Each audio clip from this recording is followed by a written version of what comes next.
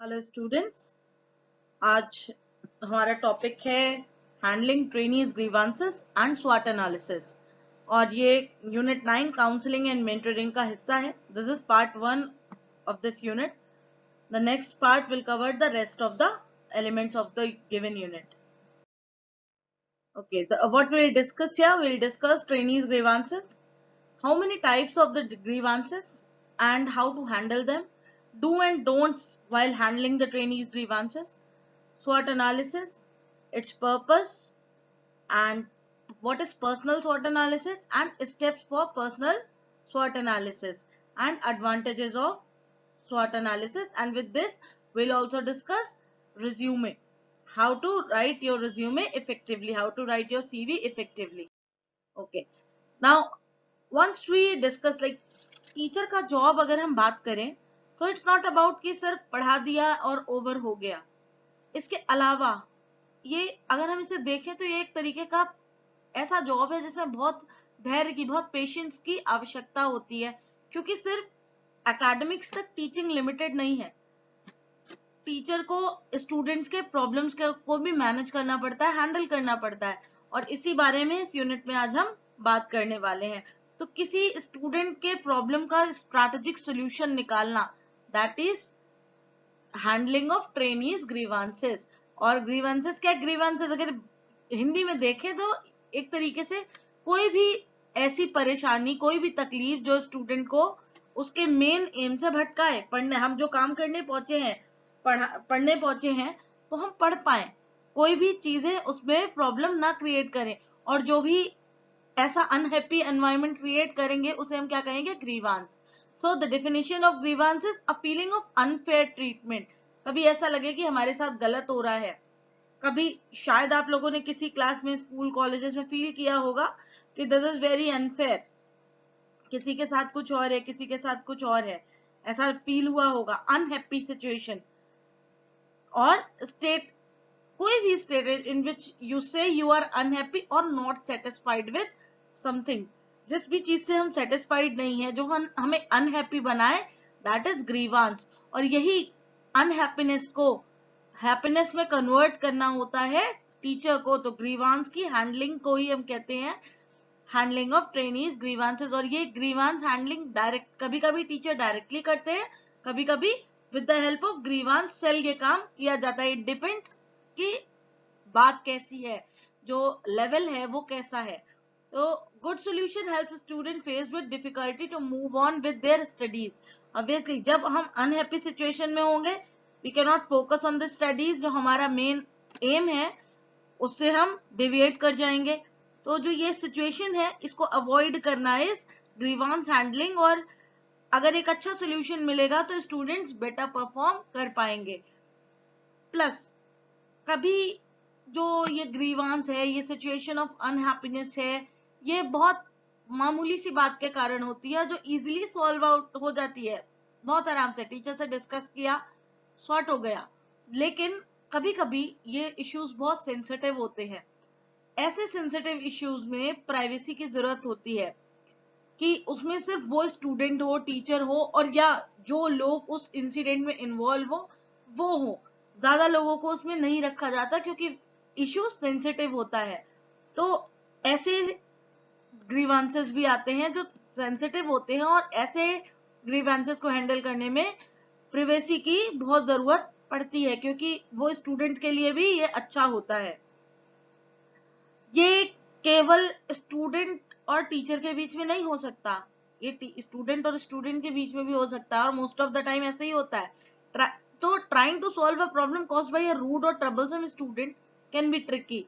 अगर normal students के बीच में प्रॉब्लम हुई है तो इट्स ऑल राइट, बड़ी आसानी से सॉर्ट आउट हो जाती है समझाने से भी. पर कोई बहुत ही बदतमीज बच्चा है, होते हैं ना कुछ बच्चे क्लास में बहुत रूड, बहुत बुलिंग करने वाले, ऐसे स्टूडेंट्स के बीच में थोड़ी सी प्रॉब्लम होती है. इसमें टीचर को क्या करना चाहिए? देखो, पनिशमेंट किसी चीज का हल नहीं है. पनिशमेंट बहुत कम लोगों पे असर करती है. तो पनिशमेंट के बजाय कुछ ऐसा करना चाहिए कि वो स्टूडेंट जो है वो राइट ट्रैक पे जाए.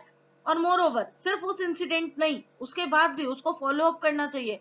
कुछ ग्रीवांसेस के साथ we should have a follow up plan कि आगे क्या करेंगे और वो बच्चा आगे कर क्या रहा है। ऐसा तो नहीं बस यहाँ पर मैटर क्लोज हुआ और वो जाकर के दूसरा मैटर क्रिएट करने लगा। No, that student should be reform completely. तो उसमें कंप्लीट चेंज आना चाहिए, तब तक उसको फॉलो अप करेंगे। पनिशमेंट नहीं देनी है, प्रोसीजर्स रूटीन्स अपनाने हैं। रूटीन्स क्या होते हैं, पनिशमेंट नहीं होते हैं, पर ये हमारा बिहेवियर चेंज कर देते हैं। टाइप्स ऑफ ग्रीवांसेस, अब कितने प्रकार के हैं। पहले वाले की बात करें तो grievances of academic nature. Academic nature जहां पर एकेडमिक कंटेंट की वजह से या जो लेक्चर क्वालिटी है उसकी वजह से प्रॉब्लम आ रही हो, कोर्स मटेरियल जो नोट्स मिल रहे हो वो अच्छे ना हो, आउट ऑफ द सिलेबस पढ़ाई चल रही हो, क्लास टाइम से शेड्यूल ना हो रही हो, टाइम टेबल फॉलो ना हो रहा हो, बना ही ना हो, ये सारे इश्यूज हो सकते हैं। Student progress, internal assessment, attendance, या कोई बहुत ज्यादा रिलैक्स कर रहा हो, किसी पर्टिकुलर बच्चे को रिलैक्स कर रहा हो, या कोई बच्चा ना फॉलो कर रहा हो, है ना, ये इनएडिकेसी, ये सारी चीजें, बुक्स ना हो लाइब्रेरी में, लैब इक्विपमेंट ना हो, कंप्यूटर्स ना हो, मेंटेनेंस इश्यूज हो, ये सब कैसे ग्रीवांसेस हैं, ये एकेडमिक नेचर के ग्रीवांसेस हैं। ठीक, हैंडल करना अभी आगे बताएंगे। फैकल्टी के अगेंस्ट भी हो सकते हैं ग्रीवांसेस, अब इसमें including head of the department. इनके देखो, ग्रीवांस किसी के भी अगेंस्ट हो सकते हैं। अनहैप्पी सिचुएशन कभी भी किसी की भी वजह से आ सकती है ना। तो अकेडमिक डिलीवरी एंड क्वालिटी में प्रॉब्लम हो, इसको हम अकेडमिक नेचर में भी डाल सकते हैं।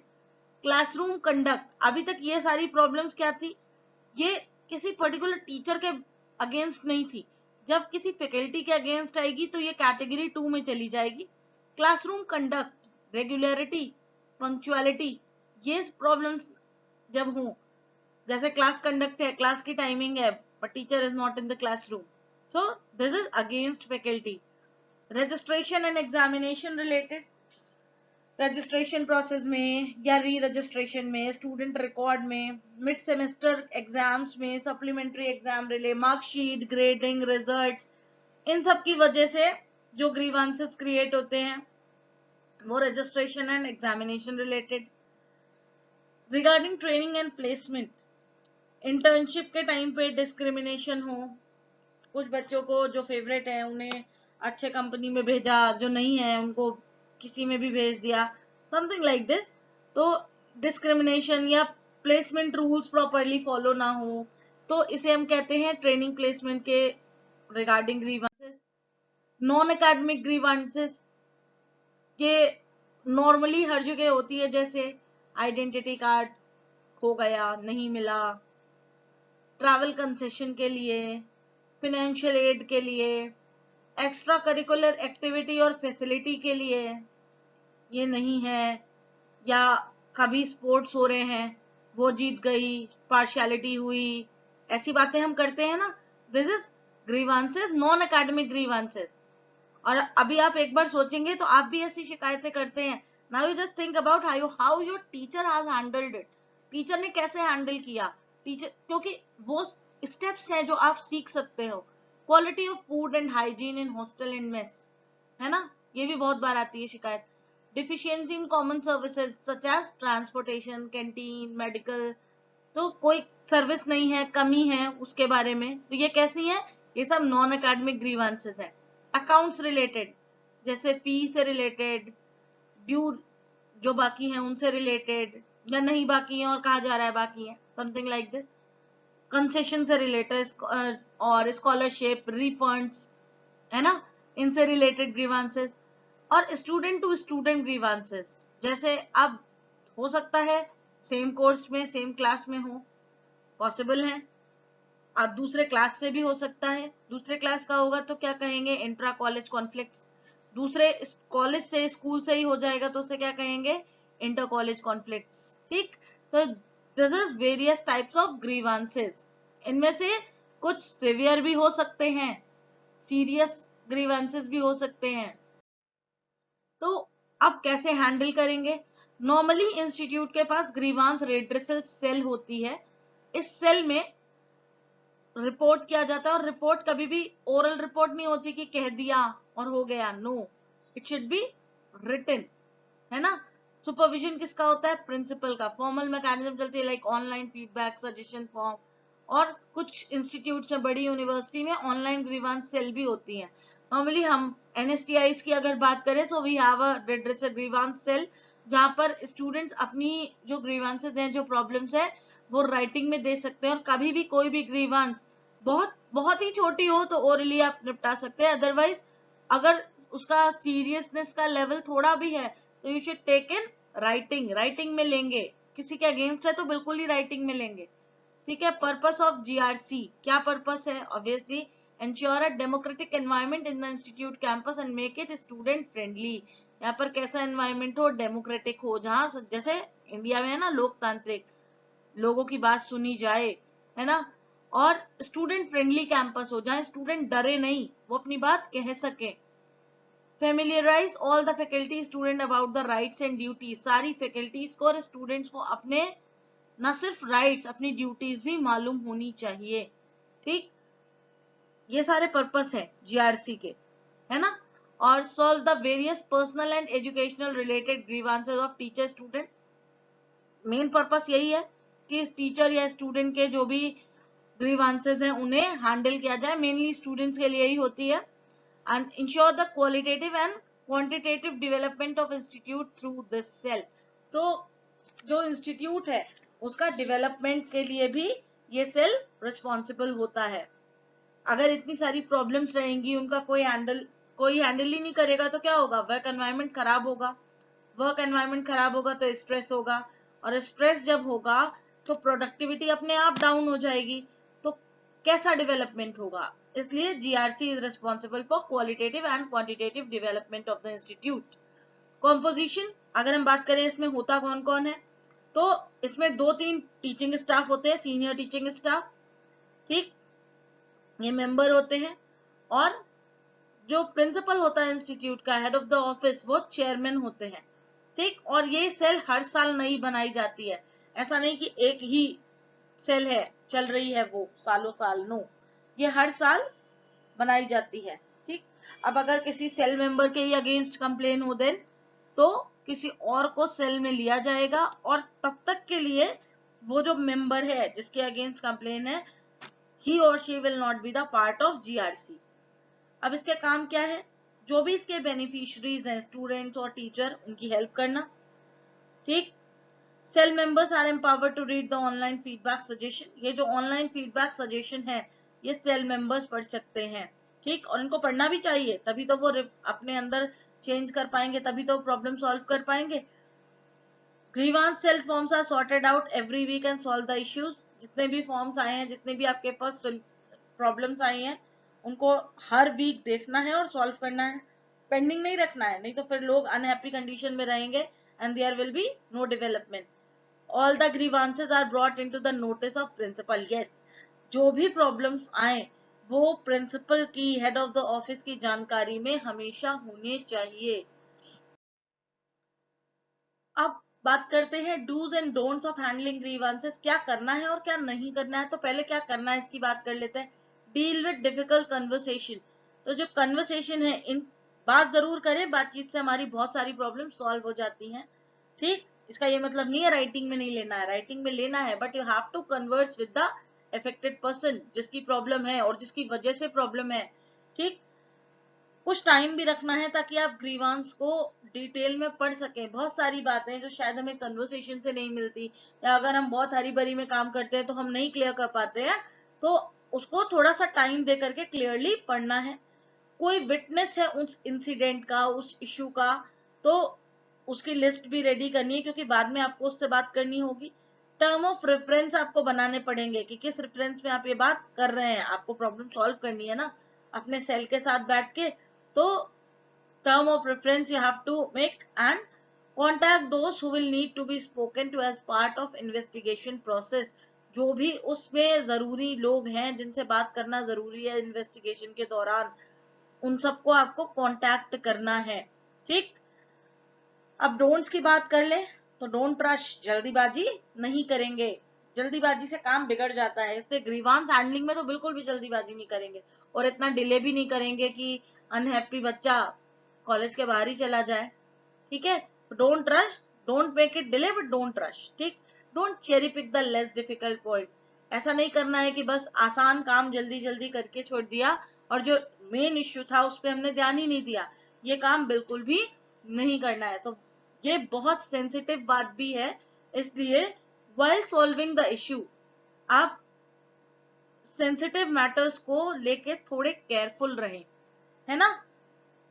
तो जब भी हम ट्रेनीज ग्रीवांसेस की बात करेंगे, we have to be more sensitive और we have to give more time, क्योंकि इश्यू रिजॉल्व करना है और सिर्फ for a time being resolve नहीं करना है कि बस अभी के लिए हो गया, हमें इसको हमेशा के लिए रिजॉल्व करना है। कंप्लीट रिफॉर्म चाहिए, ऐसा नहीं कि बस अभी सॉल्व हुआ और हमारा ड्यूटी ओवर हो गया, नो, आपको इसे कंप्लीटली रिफॉर्म करना है।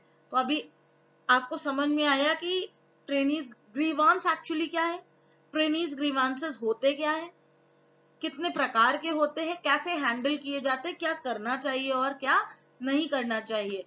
तो आगे हम देखेंगे स्वॉट analysis. स्वॉट stands for strength, weakness, opportunity and threats.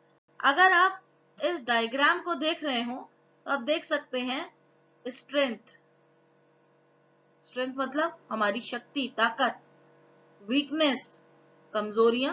देखो हर इंसान में पावर्स भी होती है, हर इंसान में कमजोरियां भी होती हैं, लेकिन हम उन्हें प्रेजेंट कैसे करते हैं to the outer world, that actually matters. सब कुछ है, अपॉर्चुनिटीज भी सबके लिए है, ऐसा थोड़ी है कि कुछ पर्टिकुलर लोगों के लिए, सबके लिए है। And we talk about obviously जब इतना कुछ है तो थ्रेट्स भी होंगी। तो ऐसे में हमें क्या करना है, हमें अपने स्ट्रेंथ को, अपॉर्चुनिटीज को ऊपर लाना है, वीकनेस को फाइंड आउट करेंगे तभी कम कर पाएंगे, और थ्रेट्स देख पाएंगे तभी हम उन्हें अपने लिए अपॉर्चुनिटीज में बदल पाएंगे, है ना। So now SWOT stands for strength, weakness, opportunities and threats.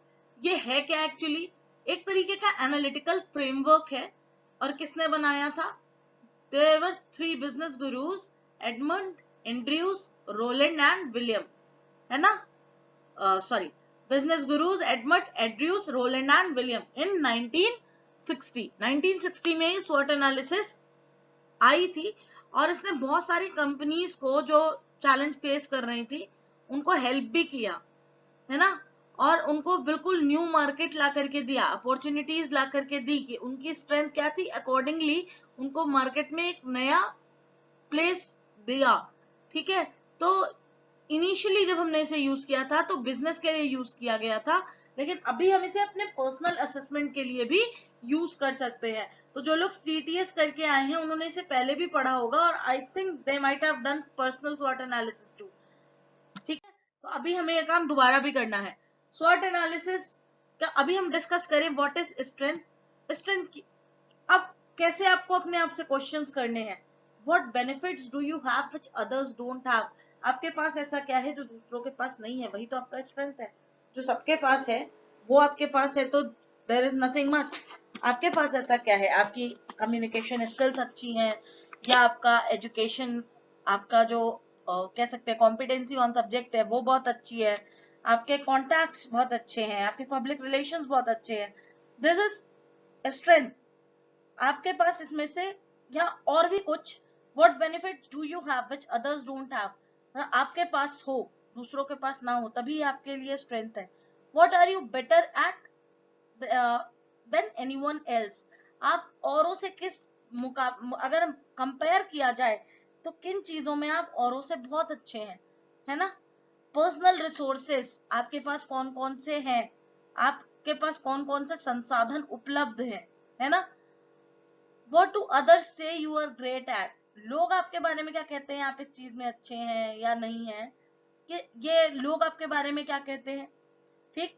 आपके पास एक्सपीरियंसेस, एक्सपीरियंस बहुत इंपॉर्टेंट है। So what experiences do you have, आपके पास जो एक्सपीरियंस है वो क्या है ना। Which achievements are you most proud of, आपके ऐसे कौन से अचीवमेंट्स है जिसपे आप सबसे ज्यादा प्राउड फील करते हैं, है ना। What values do you believe in that others fail to show, आपके पास ऐसी कौन सी वैल्यूज है, now this is emotional side, आपके पास ऐसी कौन सी वैल्यूज है जो लोगों के पास नहीं है, जिन्हें आप जानते हैं, ऐसा थोड़ी है कि बस आपके पास है और किसी के पास नहीं है। मे बी आप क्या जानते हैं अपने आसपास के लोगों को देखने के बाद। वीकनेस, अब वीकनेस की बात करें, स्ट्रेंथ को हमने देख लिया, वीकनेस जानना भी जरूरी है। What work do you usually avoid because of lack of confidence? आत्मविश्वास की कमी के कारण आप कौन सा काम अवॉइड करते हैं? These are the question you have to answer when you are doing your personal SWOT analysis, है ना? What are you bad at? आप क्या काम अच्छा नहीं कर पाते हैं, है ना? करते तो है पर बिल्कुल अच्छा नहीं होता, स्ट्रगल करना पड़ता है। क्या क्या इंप्रूव हो सकता है? This is very positive question. What can be improved? Improvement कहाँ हो सकता है? Because when you know what can be improved, you can make your weakness, you can convert your weakness into strength. What do other people think about your weakness? लोग क्या सोचते हैं आप किन चीजों में वीक है?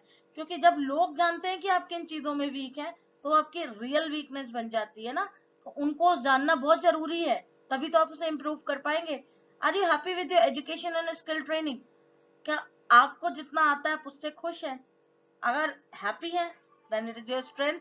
अगर आप नहीं हैप्पी है तो क्या होगा? तो you have to improve your education and skill training.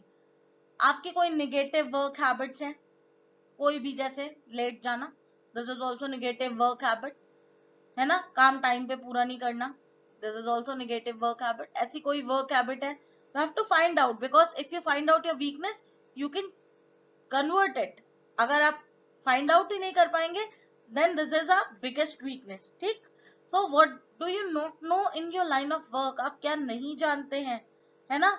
जो आपकी गैप्स हैं, क्वालिफिकेशन गैप्स हैं, वो आपके परफॉर्मेंस को कैसे प्रॉब्लम क्रिएट करती हैं, है ना? और पर्सनालिटी ट्रेट्स, है ना, कुछ आपके जो व्यक्तित्व की विशेषताएं हैं, ऐसा तो नहीं है कि वो आपको पीछे ले जा रही हैं। तो ये सारी बातें when you find out, you will know very well about your weakness. आपकी कमजोरियों के बारे में आप जान पाएंगे। If you talk about opportunities, तो what new technology can assist you?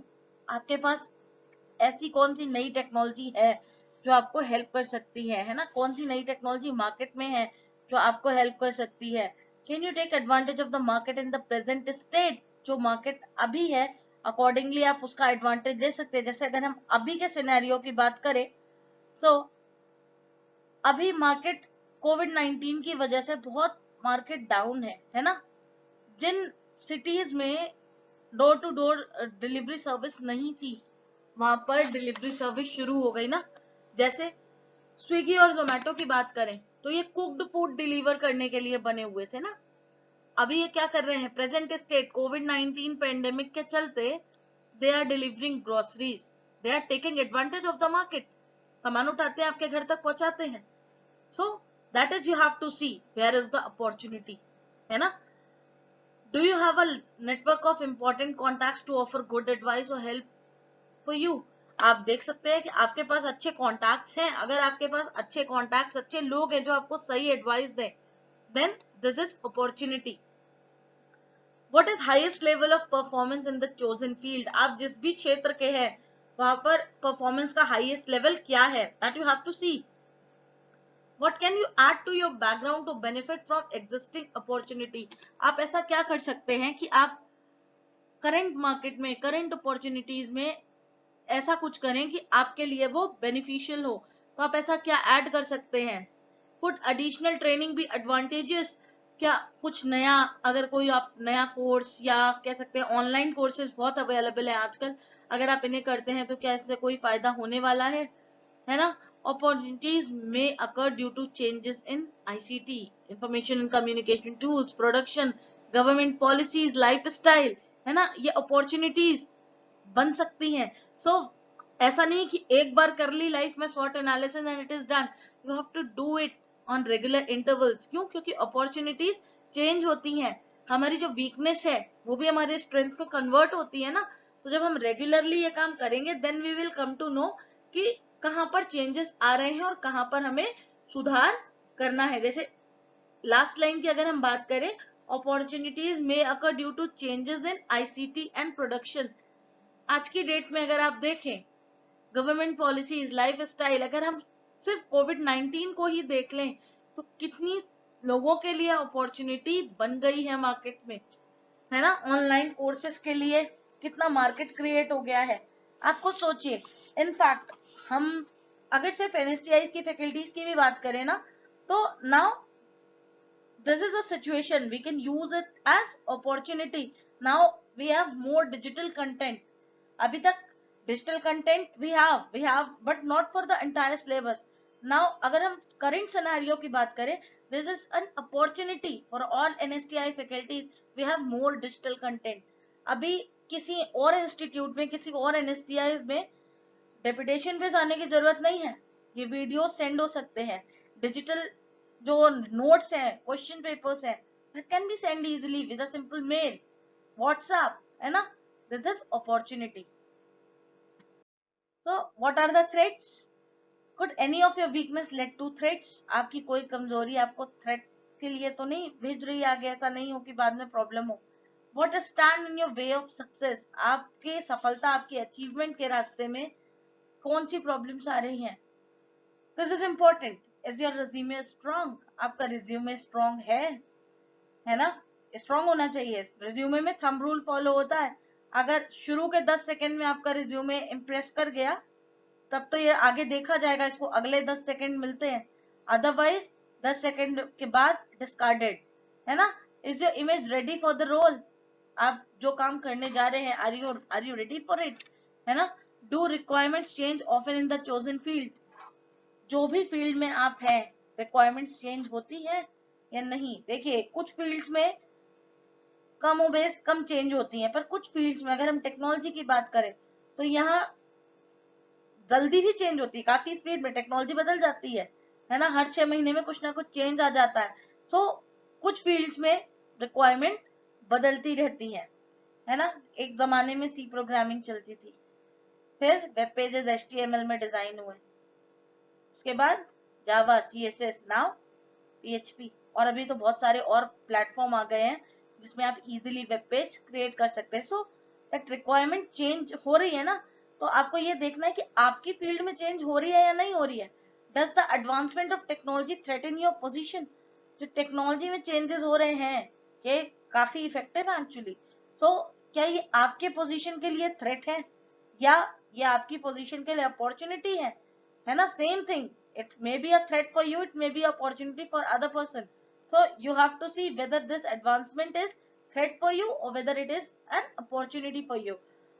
What are the current market trends in your specialty? आपकी जो स्पेशलिटी है उसके हिसाब से मार्केट ट्रेंड क्या कहते हैं, that you have to survey. Compared to newly emerging field, is the interest in your own field decreasing? ऐसा तो नहीं है कि जो न्यू फील्ड्स आ रही हैं इनकी वजह से आपकी फील्ड में जो इंटरेस्ट है वो नीचे जा रहा है, क्योंकि ये भी एक तरीके की थ्रेट है। और अगर जा रहा है, then what you have to do to increase that interest, है ना।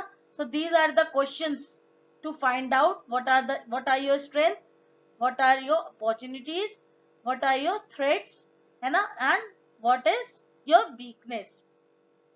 So अगर हम देखें ये चारों पॉइंट्स को, what we will have, purpose discuss करने के पहले I just want to discuss that strength and weakness ये हमारे इंटरनल फैक्टर है ना, और अपॉर्चुनिटी और थ्रेट्स ये हमारे एक्सटर्नल फैक्टर्स हैं। इनमें से जो स्ट्रेंथ है और जो अपॉर्चुनिटी है ये हमें हेल्प करते हैं, हेल्पफुल फैक्टर्स हैं, और जो वीकनेस है और जो थ्रेट है अगर ये परसिस्ट करेंगे तो ये हमारे लिए हार्मफुल है। So what are the purpose की बात करें तो पर्पस क्या है? Promote the identified strength, obviously strength को और पावरफुल करना। रिड्यूस वीकनेसेस, जो आपकी कमजोरियां हैं उन्हें कम करना। एक्सप्लॉइटिंग द अपॉर्चुनिटीज, जो आपको अपॉर्चुनिटीज मिली हैं उनको कंप्लीटली यूज करना। और हैविंग कंटीजेंसी और emergency plan to minimise threats, जो आपकी थ्रेट्स हैं फाइंड आउट करेंगे तो आप उन्हें रिड्यूस भी कर पाएंगे, मिनिमाइज भी कर पाएंगे। सो पर्पस में क्लियर हो गया। Now we talk about personal स्वॉट एनालिसिस। पर्सनल स्वॉट एनालिसिस की बात करें तो दिस इज एक्चुअली इंपॉर्टेंट, है ना। किसके लिए? एम्प्लॉयर्स के लिए भी और कस्टमर्स के लिए भी, है ना। हम सबका क्या है, हम सब क्या चाहते हैं? टॉप पोजीशन सिक्योर करना, सक्सेसफुल ग्रोथ, है ना। सो पर्सनल स्वॉट एनालिसिस सब चाहते हैं ना हम अपनी लाइफ में अचीव करें और ज्यादा ग्रोथ करें, तो this is not easy, but it's not impossible, it is possible if we correctly plan the things, तो हम टॉप पोजीशन तक पहुंच सकते हैं, है ना। we apply many tactics to stand self sufficiently in the sea of candidates, है ना। अब इस चीज में जो SWOT एनालिसिस है ये हमारी इमेज को बूस्ट करने में बहुत हेल्प करती है, ये हमें एक तरीके से हम कह सकते हैं गाइडेंस भी प्रोवाइड करती है। एक लाइन यहाँ पे लिखे, it looks at internal and external factors. Yes, we already discussed the strength and weakness. This is internal factor. And if we talk about opportunities and threats, it is external factor. So self analysis actually बहुत complicated भी है, क्योंकि हम जानते हैं पर हम सही जवाब नहीं देते। लेकिन अगर हम अपने आप को भी सही आंसर नहीं देंगे ना, तो क्या होगा, हम करेक्ट सेल्फ एनालिसिस को कभी कर ही नहीं पाएंगे। और जब हमारी सेल्फ एनालिसिस करेक्ट नहीं होगी तो प्रॉब्लम तो आनी है। जब चीजें ही सामने सही निकल के नहीं आएंगी तो प्रॉब्लम क्रिएट हो जाएगी, है ना। तो पर्सनल प्रोग्रेस में जो SWOT एनालिसिस है ये बहुत इंपॉर्टेंट रोल प्ले करती है। आप अपने बारे में ज्यादा से ज्यादा जान सकते हैं। अगर आप SWOT एनालिसिस की बात करें तो carrying out personal SWOT analysis is important step toward finding life and career direction. अपने को सही दिशा देने के लिए this is actually very important कि हम अपने खुद के बारे में जान पाए। इसके कुछ स्टेप्स है। ड्यूरिंग एनालिसिस प्रोसेस आपको करना क्या है? पहली बात, provide honest answers to yourself. अपने आप को जो आप जवाब दीजिए उनको मॉडिफाई मत करिए, कोई और को नहीं पढ़ना है, आपको जानना है अपने बारे में। सो जब आप अपने बारे में जानने की कोशिश कर रहे हैं, so be honest. While you scrutinize companies, jobs, employers, colleagues, first criticize yourself. आप अपने बारे में पहले जानकारी कर लें, क्योंकि दूसरा, आप सोचिए इंटरव्यू में एक बहुत कॉमन क्वेश्चन पूछा जाता है, tell me about yourself. When you don't know about yourself, what will you tell, है ना। और इस क्वेश्चंस के इस एक सिंगल क्वेश्चन के इतने डायमेंशन है, आप किस डायमेंशन में आंसर करना चाहते हैं, आप सामने वाले का डायमेंशन समझ पाए हैं कि नहीं समझ पाए हैं, ये जानने के लिए जरूरी है ना कि आप पहले खुद को जाने। जब आप स्वयं को जानेंगे तभी तो आप सामने वाले को बताएंगे। So dig deep and identify your own real contributions. आपके खुद के contributions क्या हैं, आपने जिंदगी में क्या किया है, क्या अचीव किया है, that you should very well aware about. आपको clearly पता होना चाहिए। जब आपको पता होगा तो आप सामने वाले को express कर पाएंगे ना, communicate कर पाएंगे कि आपने क्या अचीव किया है अपनी लाइफ में, है ना। Find out what you are good at and what you are very bad at. ये आपको पता होना चाहिए आप किस चीज में अच्छे और किस चीज में बुरे। अगर आपको पता होगा ना कि आप किस चीज में खराब है, तो आप वो सिचुएशंस को अवॉइड कर सकते हैं जो आपको नुकसान पहुंचा सकती हैं। और अगर आपको ये क्लियर है कि आप किस चीज में अच्छे हैं, तो आप उसको अपॉर्चुनिटी की तरह एक्सप्लॉइट कर सकते हैं, अपॉर्चुनिटी की तरह यूज कर सकते हैं कि हाँ मैं इसमें बहुत अच्छा हूँ या अच्छी हूँ, so I can go with this direction, है ना। आप पूरे कन्वर्सेशन की डायरेक्शन को उस दिशा में ले जा सकते हैं। इफ यू नो कि आप किस चीज में अच्छे हैं, आपको पता ही नहीं होगा आप इस चीज में बुरे हैं या अच्छे हैं, तो आप उसको प्रॉपरली यूटिलाइज नहीं कर पाएंगे। Learn all the details about you. Yes, each single detail is important. अपने बारे में हमें सब कुछ पता होना चाहिए, तभी हम अपने अंदर पॉजिटिव चेंजेस ला सकते हैं, तभी हम नई अपॉर्चुनिटीज अपने लिए क्रिएट कर सकते हैं। So we have to know each small single detail about ourselves. हमें अपने बारे में सब कुछ पता होना चाहिए। SWOT analysis is a tool for you which provide a better picture of all pros and cons you have. आपके अंदर जो भी अच्छाई बुराई है, जो भी आपके लिए अपॉर्चुनिटीज अवेलेबल हैं, आप केवल इंटरनल फैक्टर्स भी जान जाएंगे तो आप एक्सटर्नल फैक्टर्स को यूज करना सीख जाएंगे। तो ये जो एनालिसिस है, इट शुड बी, ये इसीलिए मैंने बोल्ड भी किया हुआ है, ऑनेस्ट आंसर टू योरसेल्फ। अपने आप को एकदम ऑनेस्ट आंसर दें, क्लियर आंसर दें, क्योंकि आप खुद को सही जवाब दे पाएंगे तो आप दूसरे को भी अपने बारे में सही जवाब देने लायक हो जाएंगे। इसके कुछ फायदे हैं, ऑब्वियसली बहुत सारे फायदे हैं, अभी तक हम डिस्कस कर रहे थे, हम फायदे ही फायदे डिस्कस कर रहे थे। सक्सेस एंड बेटरमेंट के लिए बहुत अच्छा है। आप स्ट्रैटेजीज बना सकते हैं अपने अचीवमेंट्स को बढ़ाने के लिए, अपने गोल्स को पाने के लिए। आप अपने फ्रेंड से, कलीग से बहुत बेटर बन सकते हैं अगर आप ये SWOT एनालिसिस ऑनेस्टली करते हैं तो आप अभी कहाँ हैं और आप कहाँ खुद को देखते हैं, इसके बीच का डिफरेंस आप पता लगा सकते हैं। और अगर आपके पाथ ऑफ सक्सेस में कहीं प्रॉब्लम आ रही है तो आप उसे एलिमिनेट भी कर सकते हैं। Major your scopes of reaching desired goals and boost your career life in personality. आप फाइंड आउट कर सकते हैं कि आपको कहाँ तक पहुंचना है। आपकी जो लाइफ है, आपकी जो पर्सनालिटी है, उसे आप बहुत हद तक इंप्रूव कर सकते हैं। जब हम अपनी वीकनेस जान जाएंगे हम उसे रिमूव कर देंगे, और जो हमारे अंदर की प्रॉब्लम्स है जब वो बुरी होती जाएंगी तो हमारा बेटर वर्जन बाहर आता जाएगा ना, हम इंप्रूव होते जाएंगे। Helps to better understand who you really are as a person. आप एक्चुअली क्या हैं, आप अपने बारे में जान सकते हैं।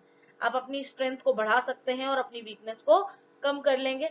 आपकी जो सॉफ्ट स्किल और हार्ड स्किल्स हैं आप उन्हें भी एक्सप्लोर कर लेंगे और एनहांस भी कर सकते हैं। अगर आप अपनी वीकनेस पता लगा लेते हैं that you are weak at communication, तो आप उसको सुधार सकते हैं। पर अगर आप ये बात पता ही नहीं करेंगे और मानेंगे ही नहीं, ऑनेस्ट आंसर जरूरी है, आप नहीं मानेंगे तो आप उसे कभी भी सुधार नहीं पाएंगे। Helps to understand your preferences and personality traits. आपकी प्रेफरेंसेस, आपके पर्सनालिटी ट्रेट्स क्या है। पर्सनालिटी अच्छे भी हो सकते हैं और बुरे भी हो सकते हैं ना, तो इसको फाइंड आउट करना है, आपके प्रेफरेंसेस को फाइंड आउट करना है, तभी आप इससे बाहर आप अपने आप को बेटर पर्सन बना पाएंगे। Focuses on your attitudes, abilities, skills, capabilities and capacities. आपकी एटीट्यूड, आपका दृष्टिकोण, आपकी योग्यताएं, आपकी जो स्किल्स है, कौशल है, आपकी कैपेबिलिटीज, आपकी कैपेसिटी कितनी है, ये सब कुछ आप देख पाएंगे और आप इस पर ज्यादा फोकस, ज्यादा ध्यान भी दे पाएंगे। Now we'll discuss how to write a good CV, curriculum vitae or resume. Explains your work experience, qualification और की पॉइंट्स। ठीक, बहुत सारी चीजें, जैसे आपने आपकी एजुकेशन क्या है, क्वालिफिकेशन क्या है, आपका वर्क एक्स क्या है, आपकी स्ट्रेंथ क्या है, आपकी हॉबीज क्या है ना, ये सारी चीजें प्लस आपका ऑब्जेक्टिव क्या है लाइफ में, ये क्लियर करता है। तो जब आप अपना सीवी बनाएं तो आप कुछ बातों का ध्यान रखें। Choose the right CV format.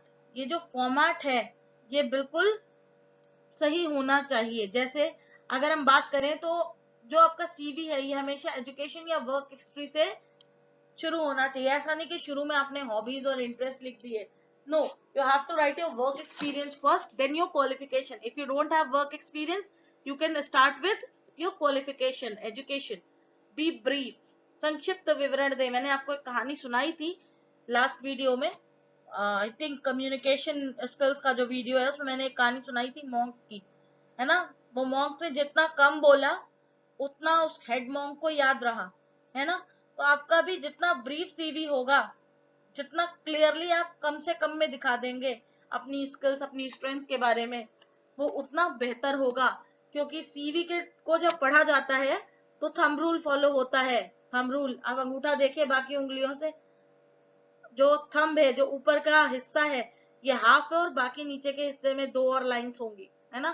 तो 10 सेकंड शुरू के दिए जाते हैं। अगर उस 10 सेकंड में आपका सीवी इंटरेस्टिंग है तब तो उसको आगे देखा जाता है, अदरवाइज नहीं देखा जाता। सो जो लेस इंपॉर्टेंट फैक्ट्स हैं उनको बिल्कुल भी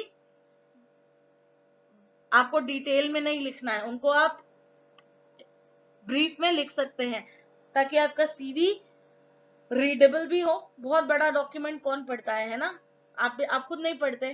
तो बी ब्रीफ, ठीक। प्रेजेंट वेल, ठीक। प्रेजेंटेशन भी अच्छी होनी चाहिए। आपका जो पेपर हो वो A4 size white plain paper हो, कुछ भी गंदा सा पेपर या जो पेपर मिल जाए वो नहीं लगाना है। Should be size should be A4 white plain paper होना चाहिए, ठीक। प्रोफेशनल फॉन्ट का यूज करेंगे, वैसे एरियल है, टाइम्स न्यू रोमन है, ठीक। आपका जो फॉन्ट साइज है वो बोल्ड होंगे और लार्ज भी होंगे। कब? जब आप हेडिंग्स की बात करेंगे। लेकिन जो नॉर्मल कंटेंट है उसे आप लोअर फॉन्ट साइज में ही रखेंगे और फॉन्ट स्टाइल पूरे सीवी में एक ही होगी। फॉर्मेटिंग क्लियर होनी चाहिए, simple and clear layout, layout एकदम क्लियर होना चाहिए, बहुत ज्यादा तामझाम नहीं करना है और फॉर्मेटिंग अच्छी होनी चाहिए। फोटो अगर जरूरी है या तो मांगी गई हो या जरूरी हो, जैसे इसमें तो इन्होंने मेंशन किया है मॉडल, एक्टर, एयर होस्टेस। अभी नॉर्मली फोटोग्राफ जरूरी होती है मैक्सिमम सीवीज में, so इंक्लूड योर फोटो. अगर नहीं जरूरत है तो you can avoid this step also. Writing skill की बात करें तो ये जो आप लिखेंगे अपना सीवी, क्लियर इंग्लिश में लिखना चाहिए. आपको ऐसे शब्द इस्तेमाल नहीं करने हैं जिनका मतलब आप नहीं जानते हो, किसी और से लिखवा लिया और now you just can't tell कि आपने अपनी सीवी में क्या लिखा है. ऐसा कुछ नहीं करेंगे. सीवी खुद बनाएंगे, अपना सीवी खुद बनाए, क्योंकि आप ही अपने बारे में जानते हैं ना. आपका फ्रेंड तो वो जानता है जो आपने उसे बताया है, वो तो नहीं जानता जो आपने उसे नहीं बताया. आप अपने बारे में सब कुछ जानते हैं. So write your CV on your own. हाँ, आप किसी और की हेल्प ले सकते हैं कि उसे चेक कर ले, लेकिन लिखे खुद ही. ठीक. So it should be brief and easy to read. And active words का यूज करेंगे, जैसे मैनेज्ड, लेड, अचीव्ड. ये क्या है? ये आपकी कह सकते हैं काबिलियत को दर्शा रहे हैं, है ना. तो आप हमेशा एक्टिव वर्ड्स का इस्तेमाल करेंगे when you are writing your CV. Spelling mistakes ना हो अपनी सीवी को. अभी वर्ड में तो आपके पास थिसॉरस भी होता है, तो आप चेक कर सकते हैं कहीं पे प्रॉब्लम हो स्पेलिंग का, ग्रामर का. फिर भी उसे फाइनली चेक कर ले आप कि इसमें किसी भी तरीके की ग्रामेटिकल या स्पेलिंग मिस्टेक ना हो. ठीक. देखिए इसमें लिखा भी है use a computer spell and grammar check. तो माइक्रोसॉफ्ट वर्ड में इनबिल्ट है, आप टाइप करते हैं गलत तो वो आपको तुरंत रेड दिखा देता है कि ये गलत है. ठीक है. फिर भी दूसरे से भी एक बार चेक करवा ले, कोई और प्रॉब्लम इसमें रह ना गई हो, है ना. तो स्पेलिंग्स का ध्यान रखना है हमें. Modify CV for a specific job. अगर आप किसी स्पेसिफिक जॉब के लिए, किसी भी जॉब के लिए आप एक जगह काम करते हो, दूसरी जॉब के लिए आप अप्लाई कर रहे हैं, तो अकॉर्डिंगली आप उस सीवी को जरूर से मॉडिफाई करें. कौन से स्किल और एक्सपीरियंस जो उसने पूछे और आपके पास हैं, तो उसको आप अपने सीवी में जरूर से मेंशन करें, है ना. और जब भी आप अपना सीवी भेज रहे हो किसी कंपनी को, है ना, तो think about what the job might involve. अब ये भी देखें कि एम्प्लॉयर क्या देखना चाहता है, किस तरीके की ये जॉब होगी. प्रॉपर रिसर्च के बाद आप अपनी सीवी चेंज करें, और जो भी मेन एक्टिविटीज हैं कंपनी की, उन पे ध्यान देने के बाद अकॉर्डिंगली अपने सीवी को मॉडिफाई करें. Right skills and experience in the best light. आप इसको जरा प्रॉपरली, जो ऑब्जेक्टिव है that should be clearly mention, कि आप अच्छे से लिखें कि आपसे जो मांगा जा रहा है वो सबसे पहले नजर आना चाहिए. Repeatedly correct the CV. ऐसा नहीं है कि सीवी आज बना लिया और अब हमेशा पूरी जिंदगी के लिए हो गया, नहीं.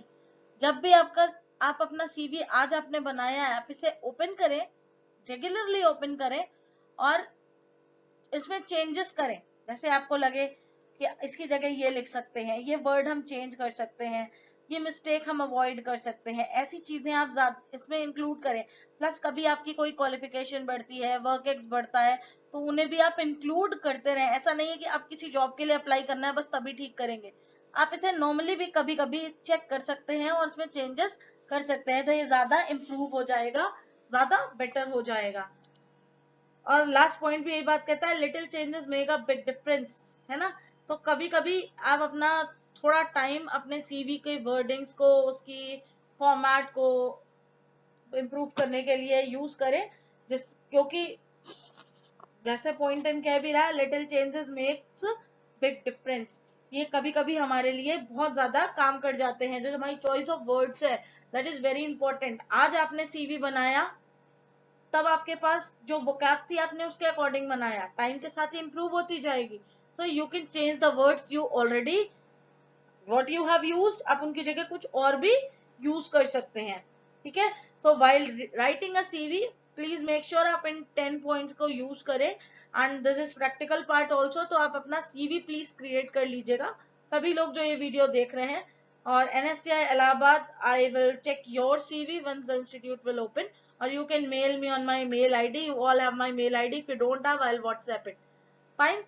Okay. So आज के टॉपिक में हमने डिस्कस किया trainees grievances, their handling, SWOT analysis, and how to write a good CV. Thank you guys.